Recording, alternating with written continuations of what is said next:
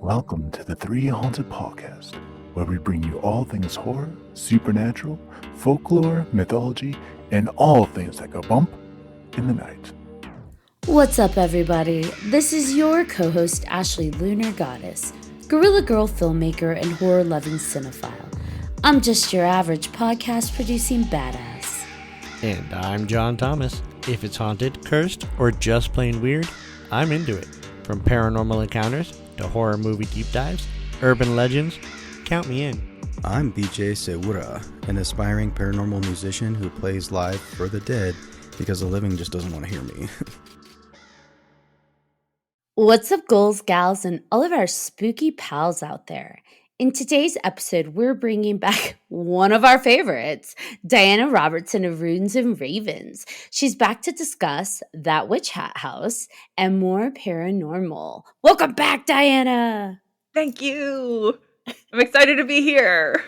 I think we're all excited to be here. I swear, every time we schedule you, I give like a whoo!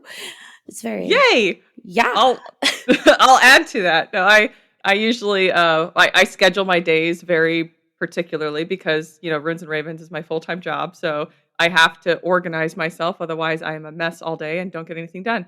And so usually if I have some sort of interview or something that I have to do, I get really stressed out. But I'm like, oh, it's these guys. It's fine. This is going to be fun. I don't even need coffee. They're just a natural high. This will be great. Hey, I love that. Stress not necessary. Yes. Oh, that makes my heart happy because you just bring this energy that is infectious and amazing. And so I actually was looking forward to this. So thank you. I literally just today made this video about how I think I'm a bit too much for some people. And I recognize that I'm a little, I come on a little strong, very, I'm animated. I kind of, tone it down here a little bit because I have a desk that you're not seeing, but I don't necessarily, my hands aren't up here like they are when I'm on video making stuff. So I try to tone it down a little bit. Oh, you don't have to tone it down. Actually, I can relate. This is why I have a desk microphone now versus the kind that hang in front of your face. Because season one, we learned I talk with my hands more than I thought. So just the constant whacking of the mic. It was like, you know what? Let's move it lower and see what happens. I still hit it occasionally, but not as often because my hands go out and not down. Yeah, it's definitely fun because every time you try to listen to the episode, you'd hear it go thong, and you're like, oh, Ashley hits the mic again. And I joked with her, I'm like, we need to make that a drinking game. Every time Ashley hits the mic, take a drink. And I'm pretty sure you'd be drunk within 20 minutes. Do you know how many listeners would end up in the emergency room if they did that? Dong. Yep. Or maybe we make that something that they can win a prize, win a 300 shirt for or something. Count how many times. Ding. Yeah. It's like those games that people play where you guess how many jelly beans are in the jar, and it's just like, okay, in this episode, how many times does she hit her mic? Whoever gets closest to it, you get a shirt. But I love that you're back to streaming on TikTok because I know you took a pause for a while there, and I've been kind of pausing on doom scrolling through TikTok as much lately. So recently logged in to post the promotion for one of the episodes, saw you live, and I did another woo and had to jump in. And it was just like, hello, it's me. Yeah, I was actually a little surprised to see you pop in. I was like, I wasn't even sure. I'm like, am I following you? I must be following you if I'm seeing you, even pop up at all. But I don't remember a lot of the people from before because it's been about like a 3-year break from TikTok, really. And so as I just started going on these last 2 weeks, actually, and just kind of trying to reach, new people, new audience. And I have all the old audience coming in and they're just like, hey, it's you. Like, it's the same face, different hair. And it's kind of exciting to see, all these people who are like, remember me. And I'm like, oh my God, you make me feel special. Like, Diana, you are unforgettable. I don't know what would make you think that people wouldn't be excited to have you back. I don't know. There's 5 billion people, 8 billion people in the world. How many billions are there now? I don't know. It's changed every time I hear. But there's a lot of people. Yes. Lots of people, lots of stories. I'm just a blip in the water, in the pond. Well, you're a blip that stands out to a lot of us, so Thank I you. imagine I'm not the only one that woos. I appreciate it. Yeah, and your videos are great. I wanted to say I just love the music and stuff that you add to it. It's great. They're not super long, but it's fun. I think you did a really good job with Thank them. you. I think the music aspect, there was a period where I was kind of, there's that fear, I think, of music kind of um taking away from whatever you're actually doing. So there's a lot of stuff where I don't do any sounds or anything on there, but the music, I think if you get the right music, you're going to get the viewers. It's I think music is powerful. Music is spiritual in itself. That was a big lesson over the last 5 years too. Was how much of work I could get done and how much of actually the rewiring of the brain I've used music as a tool. So I have certain playlists that I'll use if I'm working that I won't listen to otherwise. And so when I turn on that playlist, I hyper focus and I can stay focused on what I'm doing.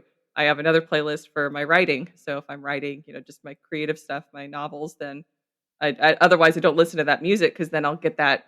It's like this part of my brain is like, oh, we know what we're doing now, and if I'm not actually doing that, it's just stressful and heartbreaking because I want to be writing instead. But and then I have it's just a playlist for everything. So I've kind of learned to pinpoint what works for the right, I think the right emotion to draw out for the right viewers. I like that you've created a musical association for yourself so that it automatically triggers you Hmm. into a specific mode. That's pretty neat. Yeah, it's science, neuroplasticity. It's where science meets spirituality. I love it. Yes, and I think we need to know what that. I need to. I want one of your playlists. I can send At you least all the of them. one with for yes, absolutely. For writing specifically and or for just getting in the zone for stuff Hmm. cuz I'm like all over the place mentally and I just need focus and maybe I mean it's different cuz it's, your playlist, but I'd like to just kind of see where you're at with it. Might give me some ideas. You know the trick to writing? Do you do creative writing like fiction? Yeah. The trick to it is listening to video game music. What? Because video game audio is actually it's engineered in a way to keep you interested and focused on what you're doing in the game, and you could do it for writing. So most of my playlist is Skyrim, Witcher, the more epic kind of fantasy stuff, and it just sort of falls in the background, but you stay it honestly, it works just like you're playing a video game. Wow, I had no idea. Science. Okay. Science. Science. Because science, the more you know. So, last time we had you on, you had been telling us about this amazing witch hat house that you were trying to buy and you were hoping it was going to go through. And there were all these wonderful things you were inheriting from the house, like creepy old letters and possible haunted objects. So, where are we in that We process? are in the house. Um, I am in one of the front rooms now. So our house is actually it was built in 1876. So late 1800s, and it's still like original windows and lighting from like 1903. It's the first house in this city that actually got electricity. So it's all like it's all the original lighting and everything from when the very first things that they installed, and they still work. It's amazing. But we found out a lot more about this house. It's facing away from the road. So the main road's that way. So the back, it's a farmhouse. So it's the back of the farmhouse is facing the road. We have two more houses that were just built next door that are facing that road. But our front of the house, which is that way, is a giant like driveway made of these clay bricks that were actually handmade and hand laid by the women who lived here and throughout the families. So we're only the fourth family that's lived here in this house since the late 1800s, and it was actually also a school. They taught a whole lot of kids here. We have pictures that came with the house that are up on the wall when you first walk in. That you can see the pictures of the kids and the people who were doing the teaching and everything, the people who lived here. And the first night we moved in, you didn't even ask about the haunting story, but I'm telling you anyways. No, The I love first it. night we moved in, we didn't have our room set up yet. There were some repairs we had to do to the house to be able to make it really livable, and the bedroom was one of those rooms. So we couldn't like move in there. So we were staying in what was like the sitting room. So there's no living room. There's like a parlor, and then there's a sunroom, but there's no like living room. And so the parlor is like our little sitting room. We had all of our boxes packed in there, and we had a mattress on the floor that we slept in there. And the first night, we had an experience where someone in the house had a little girl walk into the room and just straight up say, "What are you doing here?" Like, and it was just like a very vivid, like what is this? Like this is where's like my living room, or my parlor. I don't remember all the little details. It has been a while ago, and I probably should have asked just to be prepared for this. But I know that there was one aspect about like her saying that she's not the problem, it's grandma. Grandma's going to find out, and then you're going to get in trouble. Turns out grandma's the scary one. And we had one of the kids see grandma at some point, or last, when was it? It was sometime over the summer, the beginning of summer. He didn't know about the story with grandma and the little girl and everything. So he just came and told us. He's like, so this is what happened. He was really freaked out. But he just saw her. It wasn't like an attack or anything like that. There wasn't anything really, nothing flew or anything like that. I did though, just a few weeks ago, this was the first like thing that was specific to me. There was a situation that I think just kind of brought a lot of negativity to me. It was a lot of negativity thrown at me by people from my past. And I think when there's a lot of negativity that's kind of thrown towards a person, that space is going to be more, prone to any sort of kind of activity. And I was home alone that day, and my daughter had just gone to school. My husband had gone for the day, and I was in my bedroom, and then I heard the ring light or the ring camera sound go off, and I heard the slam of our our screen door, because the screen door at the front house, it has a little thing, but it's broken, so it slams, and it slams hard. I heard that. I was like, "Oh, somebody's back already. Somebody must have forgot something." Then I heard the footsteps come down the hall, open one of the doors, close one of the doors, go into the kitchen, and I was like, just sitting there in my room, and I'm like getting dressed. And I was like, "Oh, Melody." I thought it was my daughter, my oldest daughter. And I was like, "That was quick. Like, what? Did you forget something?" I didn't hear anything. And I'm like, "Oh, like these walls are so thick. Like, if my doors are closed, my husband's office is right on the other side of this door, and he can't hear me. We can't hear each other if the doors are closed. They're plaster walls. It is like padding, like soft, like that pressure on your ears. It's so quiet between, like in each room when the doors are closed." So I was like, she moved on to the next room. She didn't hear me. So I finished getting dressed. I go out, and I'm like, the door's open, and I'm like, I just heard it close. I was like, okay, maybe it just, one of the cats maybe came and, knocked it open or something. Walk in, and I hear rummaging like in the kitchen, like my daughter's, in the cabinets or something. I was like, "Oh, did you forget something? Like, you could have messaged me. I would have brought it out or something." And I walk into the kitchen, and there's nobody there. I'm like, all right, like Melody. I poke my head in her room. She's not there. I walk to the front door. All the doors that I heard open and close, because they have certain squeaks to them that we learned over the year. Everything was closed.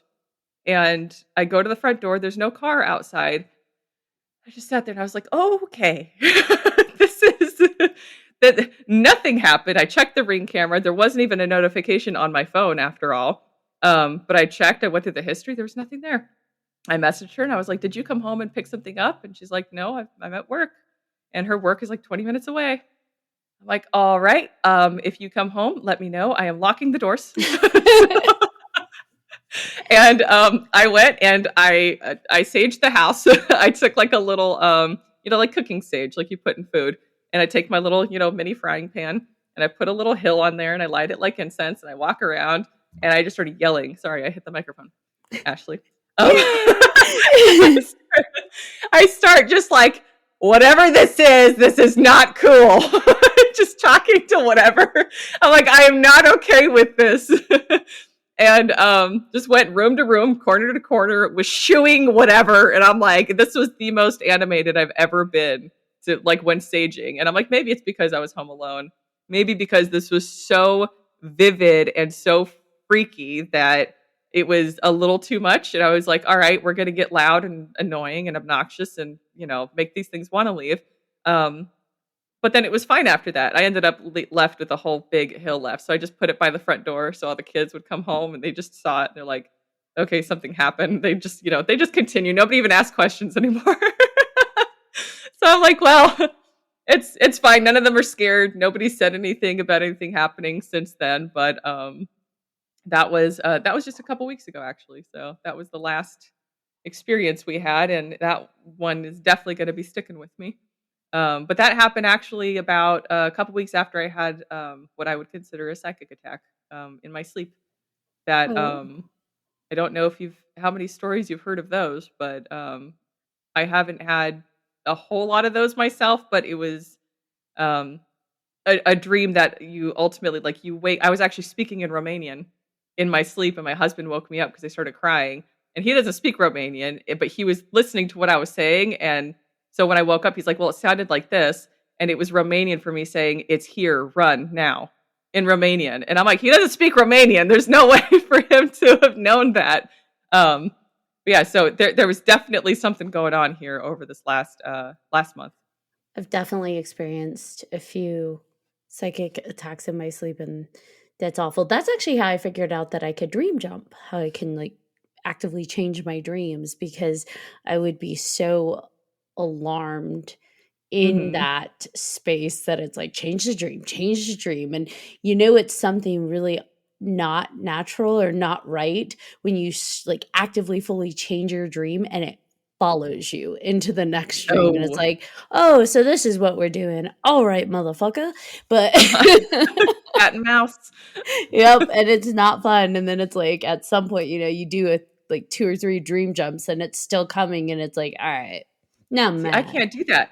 There's no dream jumping. I am trapped until it's over or I'm woken up. So, I wake up with a killer migraine. I do not yeah, the whole necessarily day is messed recommend up that. after that. It It's is. like vertigo for me. The whole day is just like my head feels wobbly and lightheaded and taking all the vitamin D and C and everything because it's like I could feel my immune system drop after those things. I'm just like I'm gonna get sick if I don't take care of myself right now. Yeah, that's scary stuff. I'm sorry you went through that. Yeah. That's Yeah. that's my life. It's my life. I am curious. You mentioned the clay bricks and how like the different Yeah. women that have lived there have added on to that. Do you plan to add any clay bricks? I don't know the process of making them. Um, I don't know really what that looks like, but there is a pile of them that are being unused right now around what I call the Narnia lamp. We have a little lamp right by the stairs when you walk up to the porch, and it doesn't work unfortunately, and it would be apparently very expensive to fix it and not something I can just YouTube. But it looks like a Narnia lamp, and it's got all these bricks under it. But we kind of do need to make some changes because when we moved in, they kind of extended into a further driveway, but that land has been split. Like the land that this house was on was originally covering the whole lot going down the road, but the buyer or the builder here, he split it into three, built two more little tiny houses right there, and because of that, they had to redo the driveways and stuff, and it kind of cut into our bricks, so we have to move some stuff around. It was a plantation home at some point, which we discovered later on.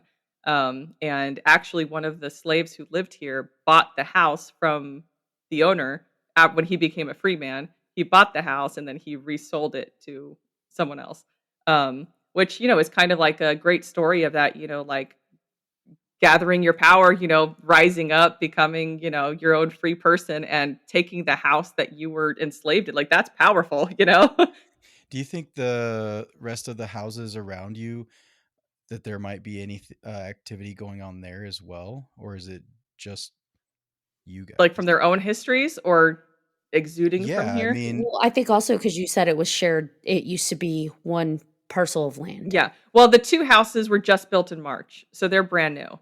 And I have to say contract work these days really sucks, so they're not well built. But those 2 houses are there that were just built in March. The ones down the other side, they're not as old as this. This is the only house that remains on the street that's this old. But it used to be that, like, our driveway, like, there's this area that we kinda use as, like, a fire pit now, but it used to be a big tree there that would make it like a circular drive. And it used to connect to more plantation homes down the road, but they're all gone and they've torn them down and rebuilt new houses and stuff. So I don't know if, maybe there might be something, whether it's residual, stuff happening, on their own land, just kind of on the land or around the house because the houses used to be there. But we haven't really actually talked to those neighbors. They're not really close. They're out in the distance. So it's not like, we're going to go walk over and go see the neighbors. And it takes you 10 minutes to walk over to see them. They're not on the But other side of the fence. Like, yeah. hey neighbor. Like, Yeah. So okay. unless they happen to be out there, then I would talk to them. But yeah, I'm not entirely sure. We do have a lot of weird noises at nighttime, which is great. I love creepy stuff. So I am that person. We're all hear banjos in the distance and be like, hark, what do I hear? How close can I get? But You bring your banjo out. I am the one that would probably be unalived first in a horror movie. 'Cause the curiosity. But we're on a main road. It's Main Street right here too. So that's the downside, is that we have main traffic and sirens all the time, and that's the unfortunate bit of it. But it's fine. It's better than living on a dam that we were on before. So I watched too many scary movies, and as you're describing this land and how, it's kind of been sectioned off and sold, and the old grandmother, all I can think of is The Conjuring, and like maybe Bathsheba's gonna pay a visit or something, and then you just added the tree that was, taken down, and I'm like, oh gosh. Well, I just, full disclosure, I just rewatched the first Conjuring this past weekend, so it's fresh in my mind. Uh-huh. And I'm like, oh no, Diana, get out of there. See, I can't say that I really get freaked out by things. It's when things come at me in my sleep. That's when I'm concerned, because I can't like react in the way that I ever want to react, and I'm always in sleep paralysis when it happens. I've had sleep paralysis issues since I was 10 years old, and it was always, the hypnagogic hallucinations that come with it. It's always hard to tell when it's a hypnagogic hallucination or when you're like in this experience that is a little more than that.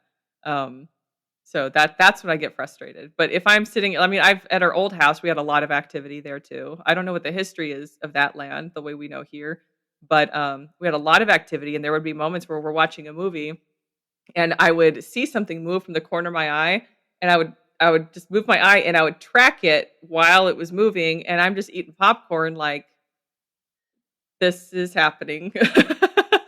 But I learned from when I was a kid, because I would have all these experiences. And when you're a kid, you react. And if you're reacting, especially when it comes to things like shadow people, shadow people I consider to be like the deer of the spiritual world, but those are also the things when you're an astral projection, like if you're astrally projecting and you don't get past that middle part where you're like, you open your eyes and you have all these faces in your face, and it's terrifying, and when you react, if you're kind of in tune or you're aware of these things and you kind of make them aware of you, that's when it gets scary. And I learned not to do that. So I don't typically react, I guess, when things happen that are scary or uncomfortable.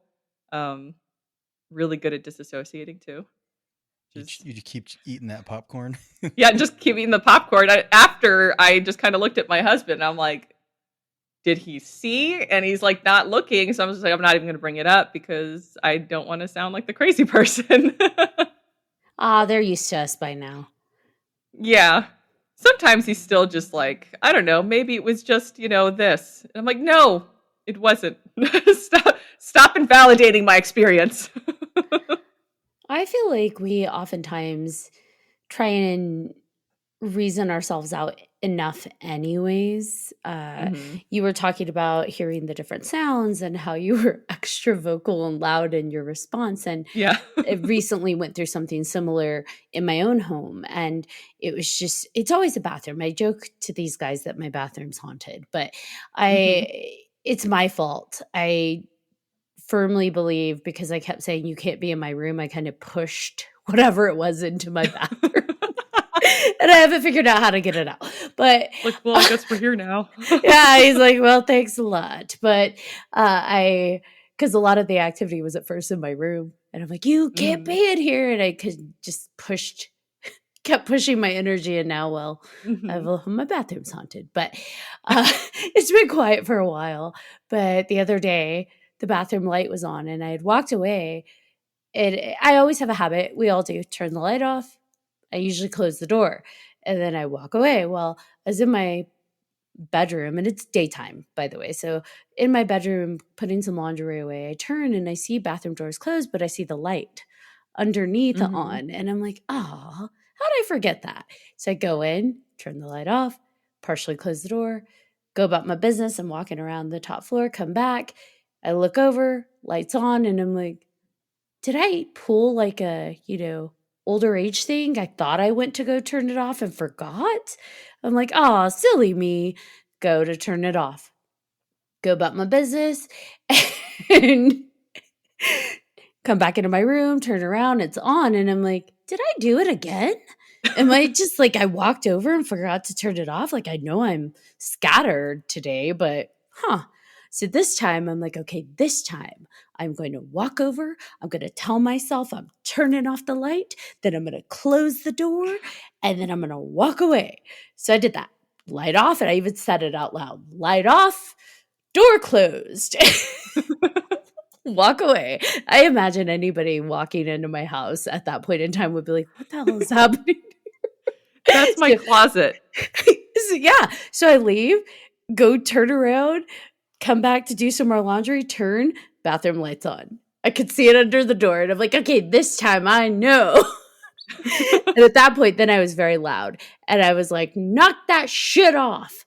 And went and turned it off and kept the door open this time. And it stayed off the rest of the time. But it was just very much like, I swear, if people could hear me in my Mhm. house. That's my bedroom closet does the same thing. The light is always on and I'll turn it off and I'll be like, "I know I turned it off 3 times in the last 10 minutes. I'm sitting right here," and it turns on again. I'm just like, "This is not cool." Gotta set up a I camera. I That pay you for Right. that. I paid for that electricity. That's crazy. I think Ashley, didn't you just send me something about that where Yes. if there's gonna be people haunting you, they gotta chip in and pay some rent if they're gonna be doing this Yeah. crazy stuff. If you can throw stuff across my room, you can mop the damn floor. Exactly. Do the Help me dishes, out here. something. Yeah. I sent him a meme and it says, me asking the Ouija board, are there spirits in my house? The Ouija board goes to yes. And I respond, great, your rent's $650 a month. And the Ouija board says, oh, fuck. Oh, shit. I kind of had a similar experience. I don't know, probably like 6 months ago now. I was over at Christina's house and we were watching a movie, and then all of a sudden, like at first, she saw a cat, like a black cat, and she has a black cat and she has a white cat. So we thought it was her cat at first. She had said something about it. And I'm like, oh well, maybe it's just your cat, whatever. And then later, I saw the exact same thing in the same corner, scratching on the chair. So I yell at the cat. Turns out both of the cats are on the right side of us, sitting down. And I'm like, what the fuck? And we have never seen anything in the apartment like that at all. And then all of a sudden, there it was. We both saw it. And she's a believer ish, but not as much as I am. So it was funny that she saw it first. And then I saw it. And I'm like, all right, what the fuck? Mhm. So it was kind of trippy. Yelling at a cat that I love wasn't those there. experiences. I was going to say, the cats are probably like rude. Right? Like, what the fuck? You're not my dad. Shut up. Well, I hope it's the beginning of something more for her to have her own experiences too, because I am all for people who don't have the experiences and aren't really believers to start Mm-hmm. being like, what is happening? What is this? And to have the I love existentialism. I love existentialism of people who are just starting with it, because I'm like, this is welcome to my abode. This is where I exist all the time. And I love seeing how people handle it. Like when they first start having the experiences, how are they reacting? What kind of behaviors are coming up? Like how does it manifest in them in particular? And I don't know. It's fascinating to me. I love it. Well, that's how you can have these conversations, right? That's what's great about it. You can all talk about your experiences and how it affects you, and trying to figure it out together, right? It's like, Mhm. well, you know, once you say it out loud, then it's more real as well, and it's not just in your head, and then you can kind of make more sense of it with other people. And it's like, Mhm. well, maybe it was this. It's like, no, there was no cat in our apartment. That was another cat. That's weird. What's Mhm. funny is like What if does that I mean? right if I have like an experience with somebody who hasn't, usually their first question is, "What the fuck did you bring here?" Um, so I get blamed for it, Yes. and I'm like, I don't know. Yeah, no, I don't know.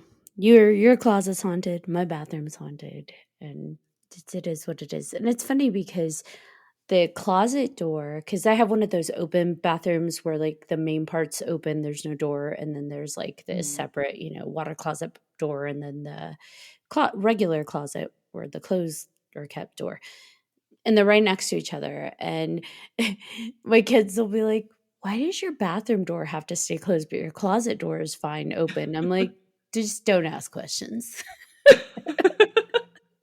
The ghost is trapped in that one, okay? That reminds me of, one of our houses we lived in when my kids were younger. Their closet, there was one wall between their closet and my bathroom, and so I would hear them when they were playing in the closet, and I would go and start scratching on the wall, and you could hear them be like, "What is that? What is that?" And then, like, be silent, and I'd scratch it. They'd be like, "Wait, did you hear that?" And so they got to a point where they're like, "Oh my god, what if it's a ghost?" And I was like, "Yes." So then they started, like, talking and asking questions, and I would respond with that, and they would run to my bathroom and be like, "What's in here?" And I would hide behind the door, and they'd be like, "There's nothing there." So they were having a total freak out. I eventually did tell them because I didn't wanna have to deal with kids having nightmares at nighttime, but it was so much fun. That was the highlight of, I think, my entire life in that house. It was great.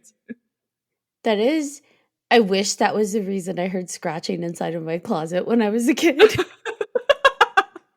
Just parents messing with you, Yeah, right? instead of like a whole secret ass room behind my closet door, and it's like, oh, yeah. Is that what happened? You have a secret room behind your closet door behind. When I was a kid, there was, but they, Oh. like, my mom maintained that because I would only hear it at night. I'd hear the scratching Mhm. start at the bottom, go up, and then slowly go back down.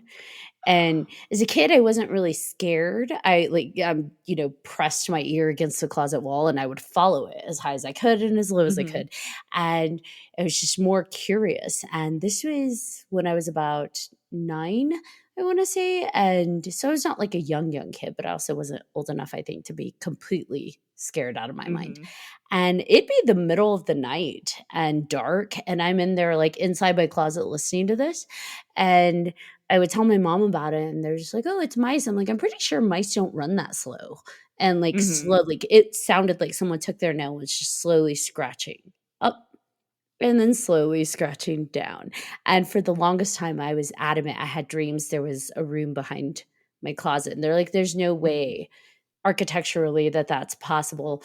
The guys have heard this story before, but like I was playing in this extension behind my sister's closet one day. I wasn't supposed to. She came home, caught us, threw me against like the insulation, thinking I was going to hit that. Instead, I went flying through it.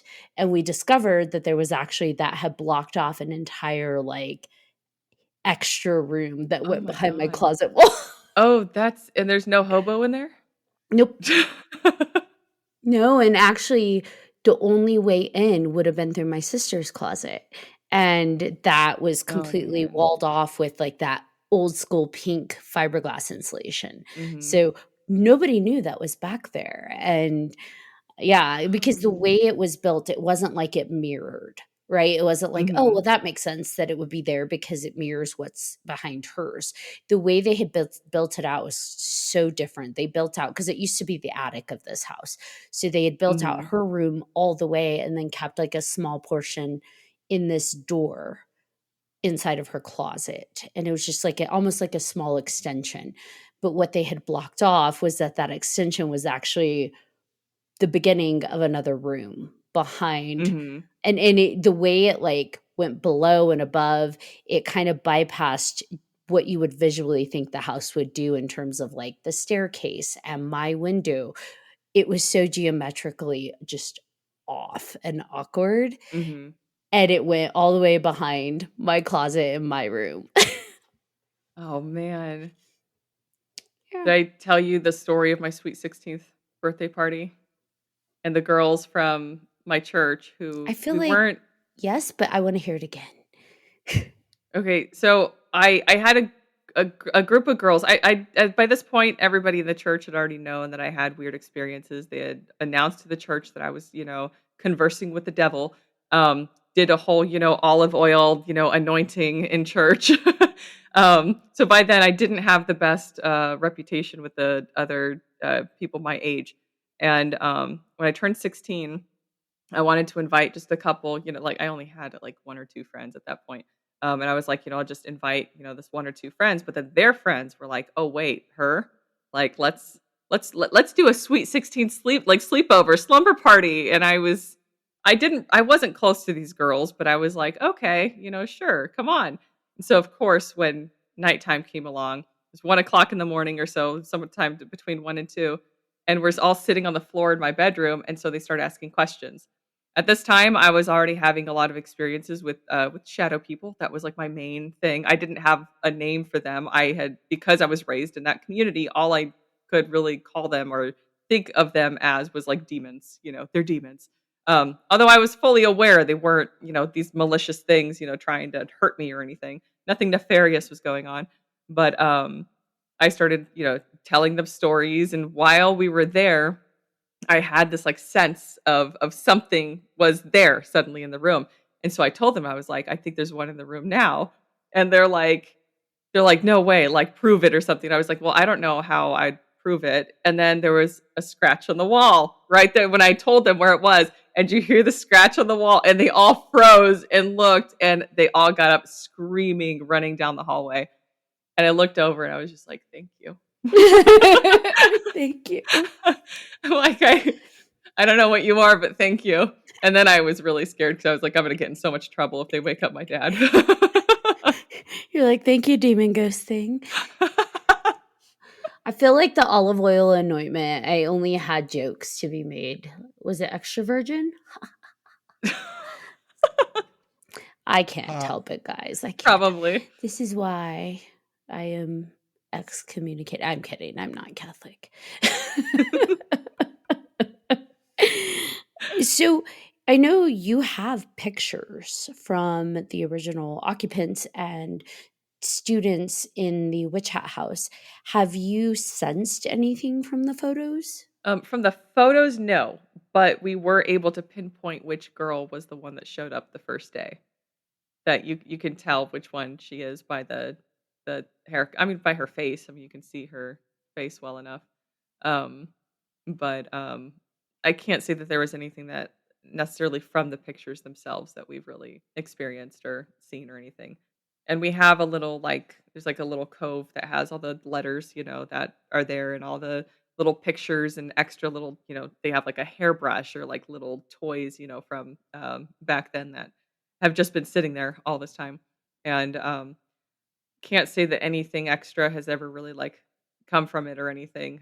We've just had those few experiences. So part of me is like, is this really? I mean, the little girl, that experience is proof in itself that it's more of like a sentient sort of like, she's there and aware. It's not just residual stuff.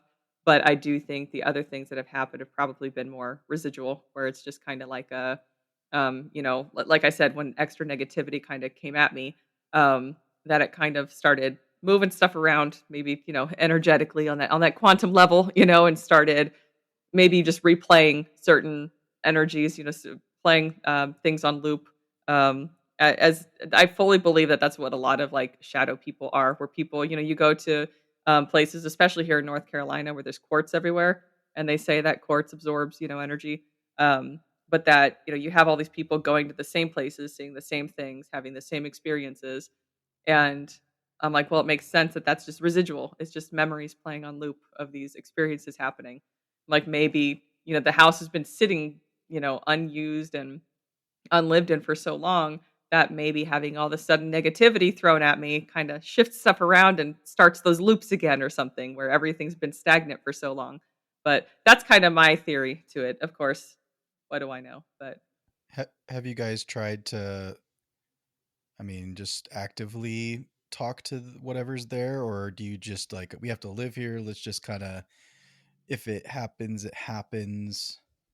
Yeah, more of the if it happens, it happens. There's been times like that day when I was more animated and telling things to stop. I'm just like, I'm not going anywhere. Like I'm here. We are here. It's like where there was one thing that I had noted. There's a letter that was left with the house that was going on about how um, they hope that the families who stay in this home have children and have lots of children. Now we're a blended family. Together we have 9 kids. So, many of them are already, on their own. Like they're not in the house all the time. But there are times where we have 4, 5, 6 kids running around in the house. So it's like, you'll have a crowd of kids sometimes. Um, and so I kind of used that where I was like, hey, we brought kids into the house, leave the kids alone, let them experience the memories and have fun, like your kids did kind of, attitude.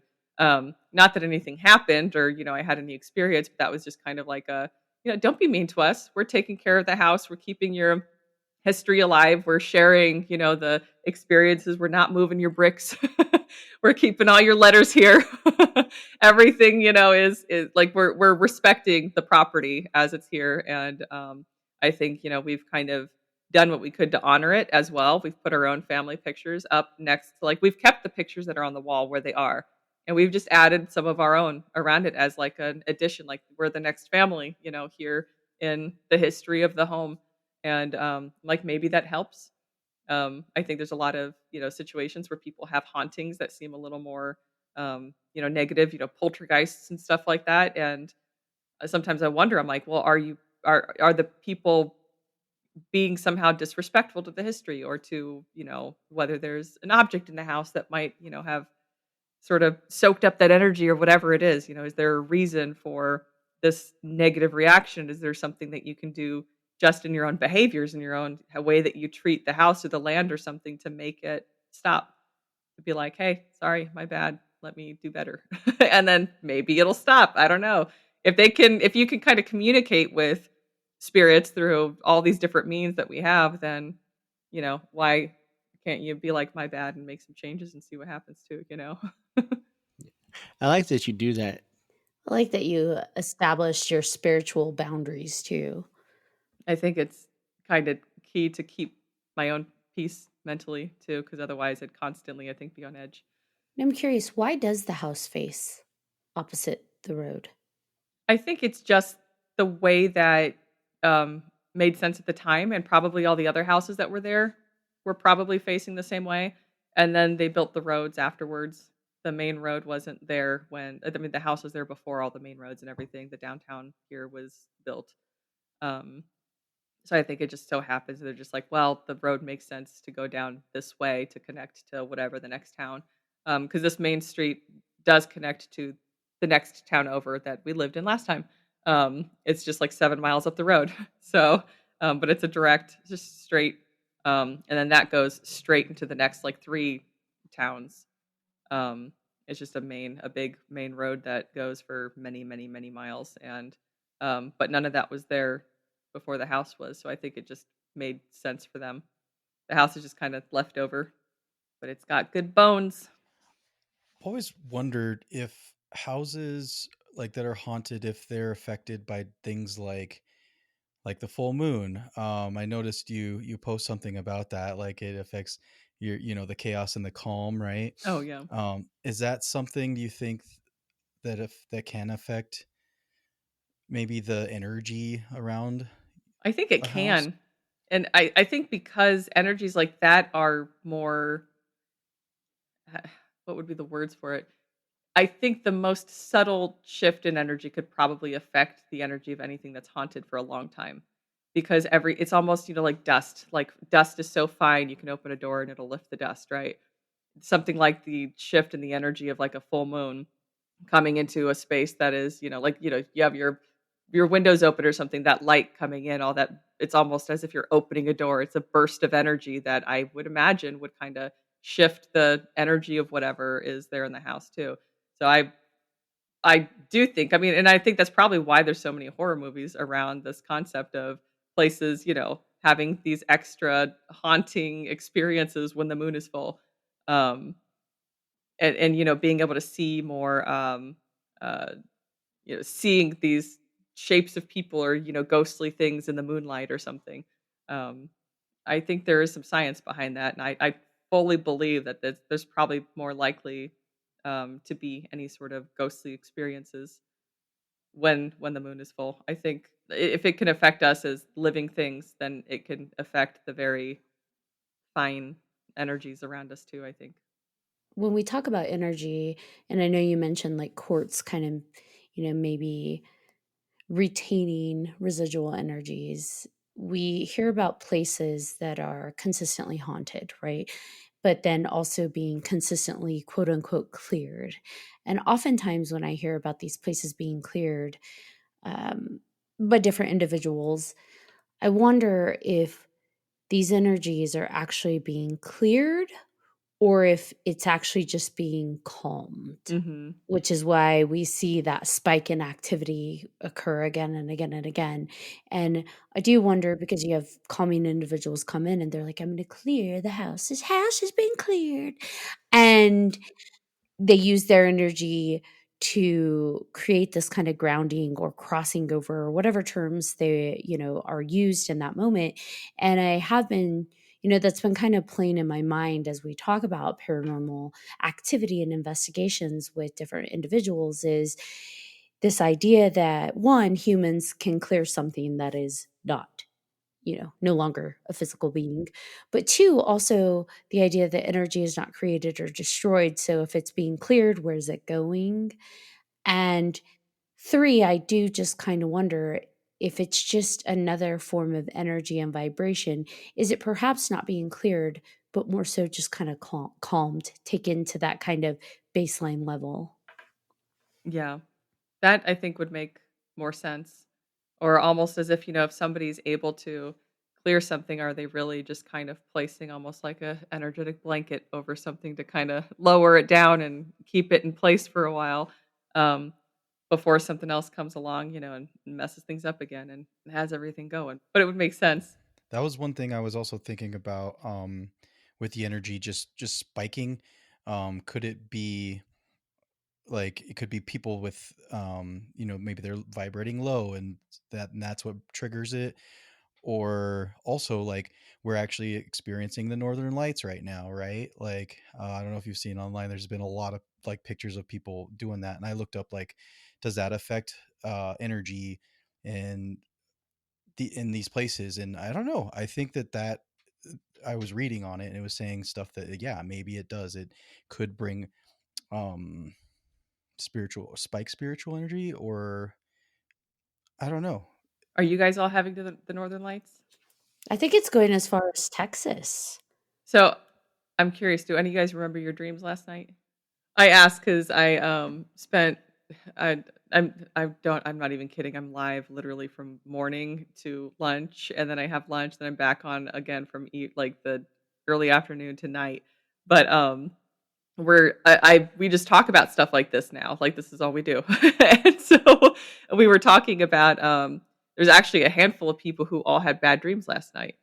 And I was like, is it just, just so happens that you guys are all coming in here and, we're, talking about it and, we all had bad dreams. I had awful dreams last night. They were terrible, but they were like real life things that could happen, not things that are like you said, they're not things that are crazy. Like usually my dreams are very symbolic where it's something that would be, it wouldn't make any sense to anybody who doesn't know how to interpret dreams. Like, but it's not like something that can happen in your day to day. But last night was just bad dreams about terrible things that could happen that were, I'd wake up and I'm just like, wait a second, is something actually happening in my life? Is this real? But recognizing, yeah, it was just a dream. But and that kind of seemed to be the commonality between me and several of the people that were there today. So that's why I asked. Like, I wonder. Let's expand the experiment here. But maybe it's not the case. It was a coincidence. My dreams have been okay, but like nothing spectacular to talk, nothing extraordinary. However, the past few days, I have felt like I'm walking around in a slightly ethereal state, which I don't know how to describe that other than, I don't want to say hypnotic, but just dreamy-ish. I don't know. Ethereal is the best word I can come up with. I feel like I'm walking around in a semi-ethereal state, and I'm just like, what is happening to me? I feel way too open, if that makes sense. Yeah. And you don't think it was like caused by anything, just like, you doing a lot throughout the day or having a lot on your mind, a lot in your schedule? Iron levels are okay. Yeah, everything's okay physically. It just feels,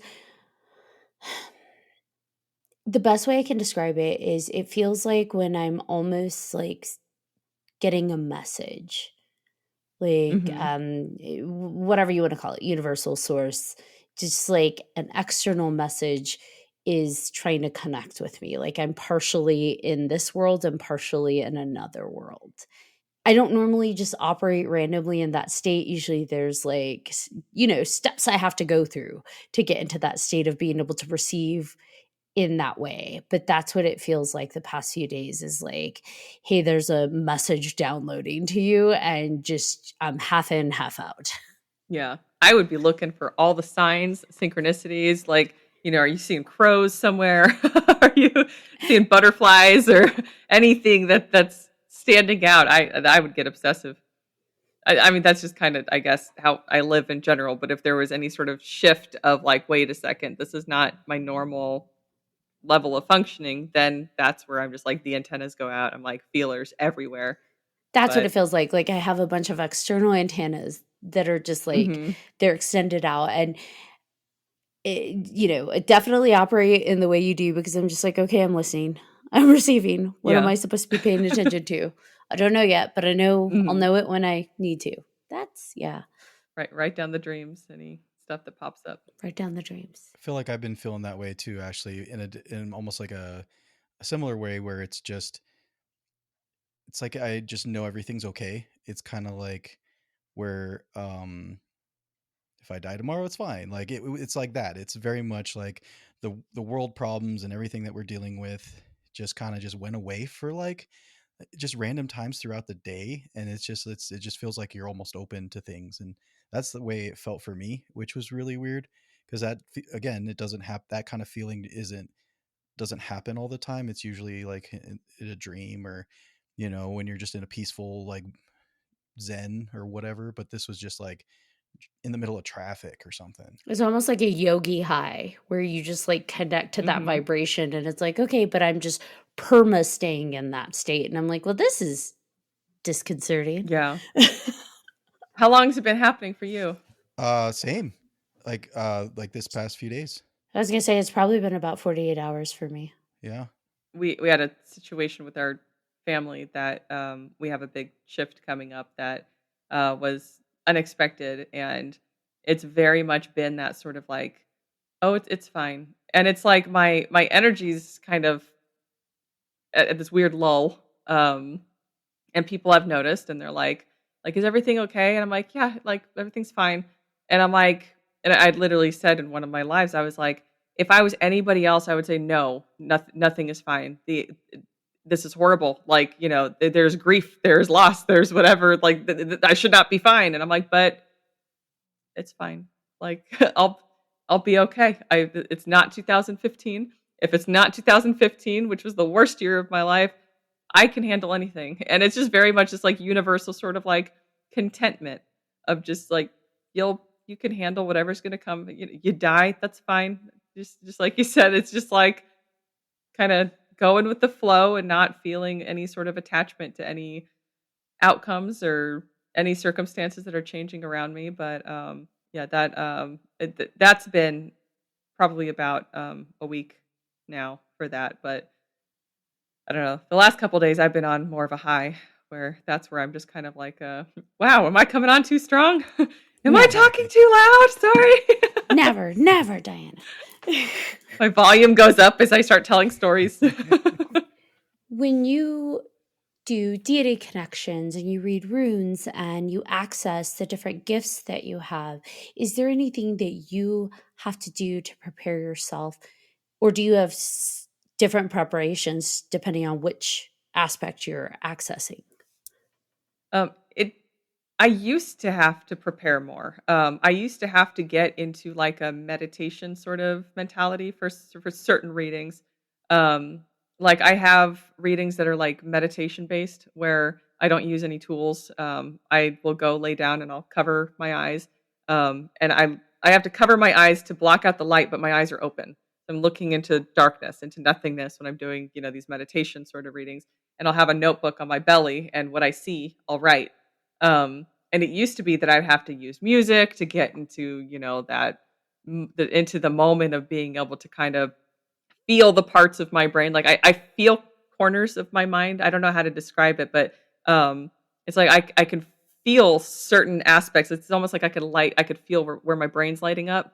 And I would love to have this tested actually, to have like the brain things on and them tell me to think things or do things and me point to this part of my brain is working. Oh, now it's this part of my brain.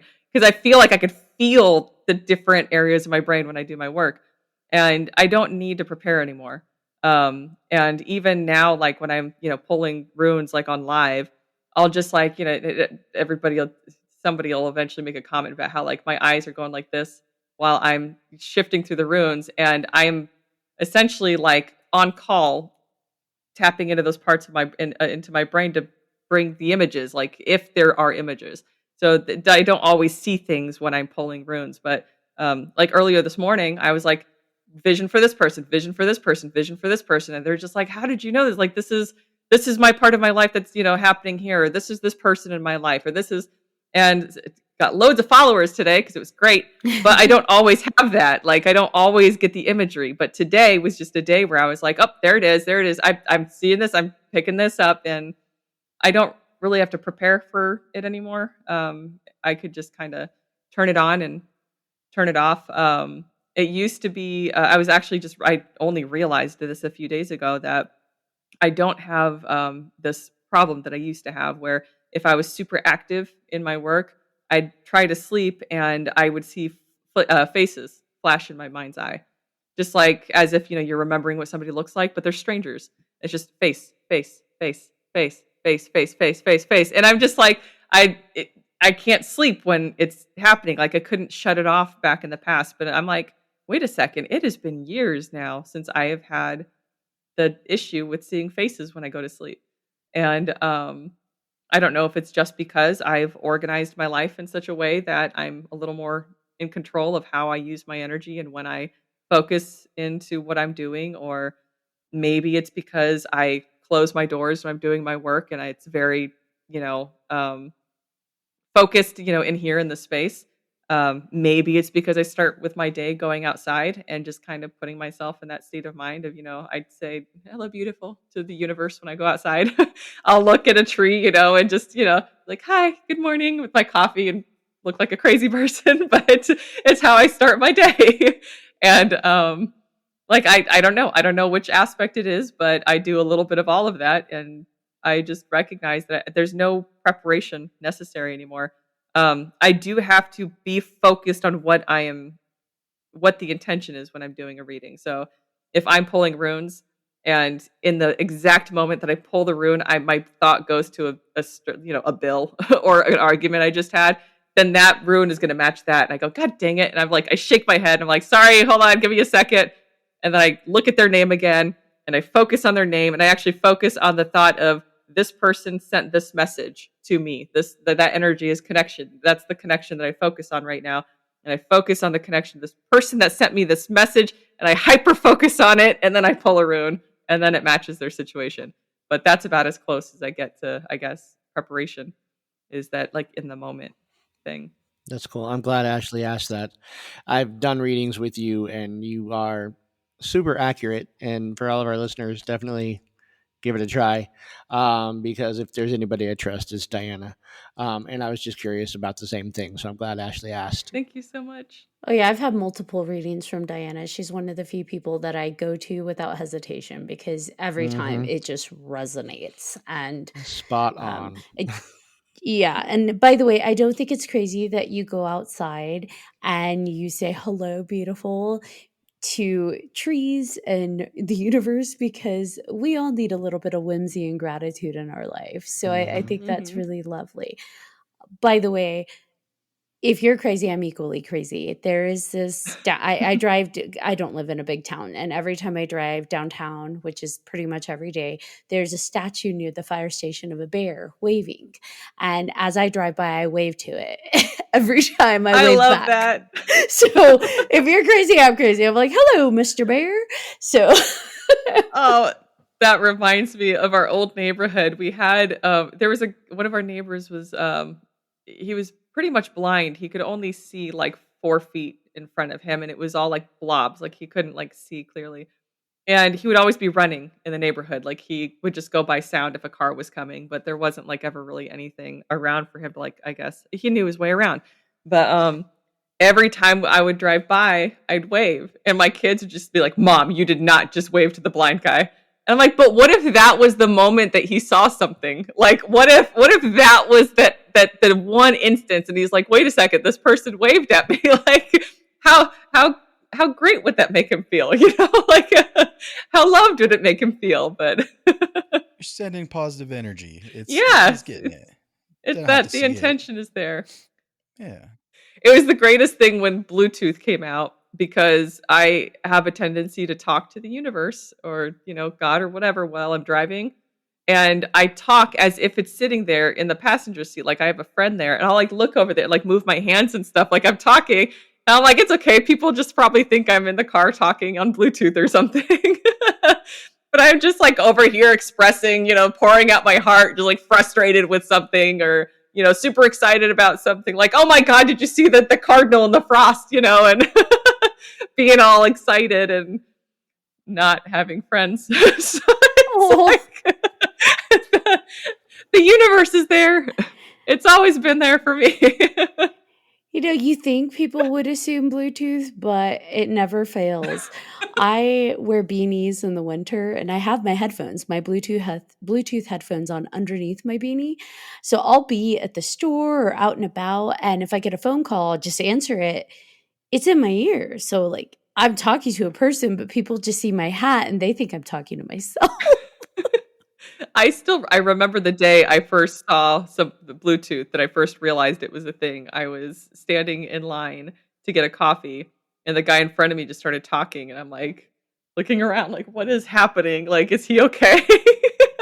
And then I saw like the thing in his ear, and I was like, wait a second, is this like a phone thing?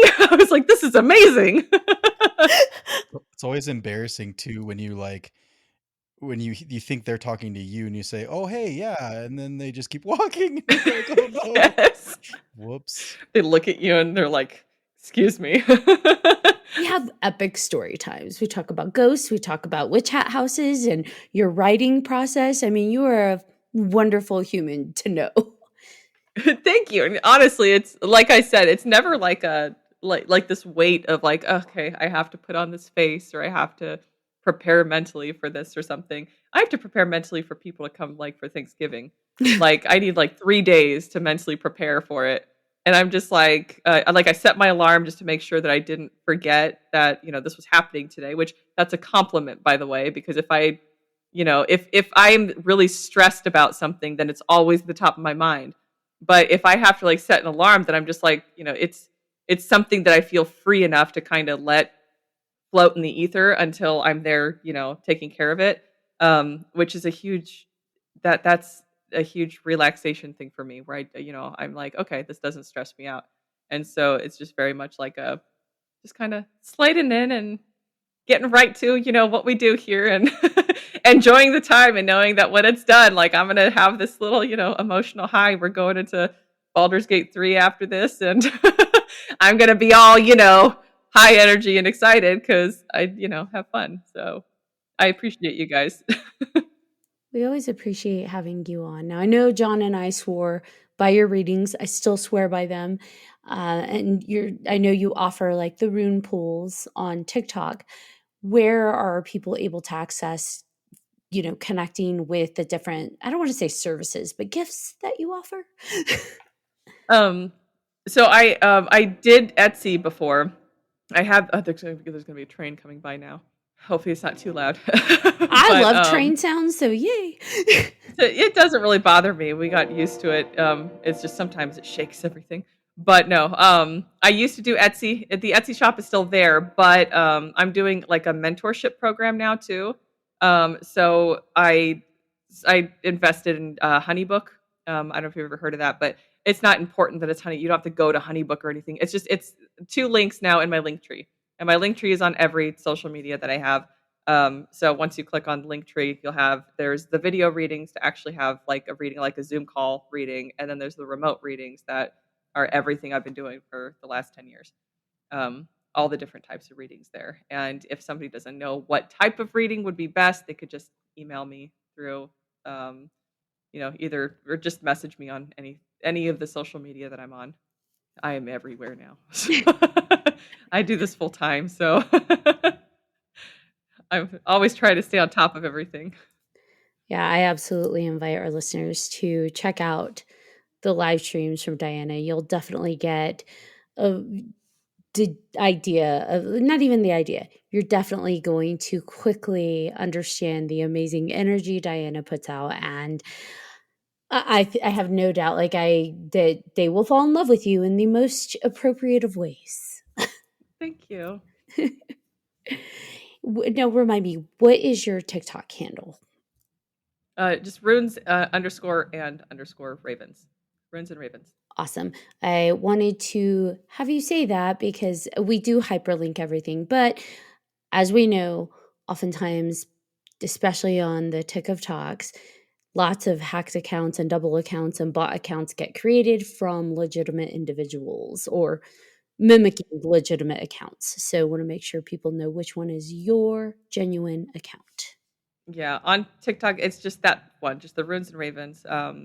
On Facebook and Instagram, I have the blue check mark on it. So there's really just that one. So, but Yay. Facebook is actually the main platform. I'm just coming back to TikTok. So that's going to be the second main platform. Awesome. I'm so glad you came on. Do we have any final thoughts or questions or anything we're compelled to say before we wrap this amazing episode up? Just thank you again for coming on. I am excited because I'm gonna have to do one as well. I have to get a reading I'd love now. to do one. And I'll have to figure out which type because I know you have various things. There's so many things. But yeah, we'll figure that out. And yeah, I'm just excited. I love your energy. Like that was like the biggest thing that stuck out to me. Like not just here, but also in your videos. Like you could see it. It's just you're just beaming Thank on you. there. Whether it's good, it's positive or negative, whatever you're talking about. It's just like that perspective. It's something that yeah, I think a lot of people enjoy. I'd be kind of terrified to see you mad. Yeah, a little bit. I agree. My Romanian is fluent when I'm angry. All I have to say is if you ever feel compelled to yell at me, please do it in Romanian. That would be awesome. Will do. Right. I Will accept. do. I love different languages, so thank you for coming on, Diana. This is lovely, and I hope to have you on again before the end of the season. I'm going to find a reason. We're going to get you on. I'll be happy to. I'm always here. Yay. Thank you so much. Our conversations, I feel like, are some of my favorite conversations in general. I just always leave, kind of like you said, I always leave happy and just like my energy is just so up after this. And we know we're doing the right thing. Yay! We're doing it right. Yes, we are. All right, BJ Segura, do you want to bring us home? Oh, absolutely. So again, thank you, Diana, for joining us. Please, everybody, check out all of her stuff because she's amazing. And I want to thank everybody for tuning in to this episode of 3Haunted Podcast with your hosts. I'm BJ Segura. I'm Ashley Lunar Goddess. I'm John Thomas. If you have any questions, comments, or episode suggestions, please feel free to email us at 3hauntedpodcast@gmail.com. If you haven't done so already, please like, follow, and subscribe to all our social media. You don't want to miss our amazing guests like Diana. No, you don't. And also, don't forget to check out 300podcast.com, where you'll find all of our past and current season episodes, as well as guest information and all kinds of awesome freaking merch. Until next time.